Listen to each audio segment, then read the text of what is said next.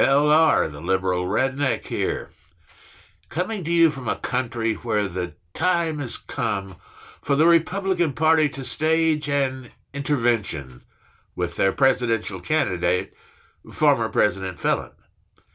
He is having a meltdown before our very eyes, and his party needs to replace him if they want to salvage a modicum of integrity. It is time for the MAGA cult to be dissolved and go the way of the Tea Party. Unfortunately for the Republicans, his cult is currently the majority of their political base, and they will have difficulty accepting the inevitable. It will mean a trying time for the party, but failure to act will be much worse. The man is totally unfit to lead the most powerful nation on earth. He proved that with his ill-fated administration, and his mental capabilities have taken a severely negative downturn since then. If elected, he has declared he will use the U.S. military forces to arrest and imprison his political rivals and those who disagree with him. Judging from the 2020 election results, there are more than 80 million Americans who do not agree with him. He canceled a cable news interview the morning after his bizarre town hall, where he played music and punched the air for half an hour. And that makes it harder to believe any other explanation then something is seriously wrong with him, and it's impossible to hide.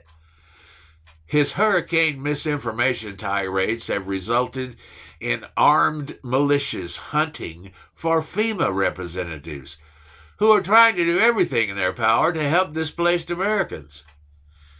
He claims Kamala Harris is unfit to be president because her medical records show she suffered from hay fever.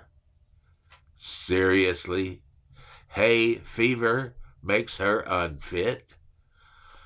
The 78-year-old man running for president had this to say about the Supreme Court. You tend to put Supreme Court justices in young. Only stupid people put old. You don't put old in. Looked in a mirror lately, Donnie? You are old. He bussed in cult members to his rally in the desert and left them there stranded when he did not pay the bus company to pick them up. When asked, "Could you explain your gun control policy to the parents of the victims of school shootings?" he replied, "I could. You need guns. You need them for entertainment, for sport, and other things." He tells the parents of the victims of school shootings that you need guns for entertainment. In an interview, he insulted South Carolina's auto workers, saying that a child could do their jobs.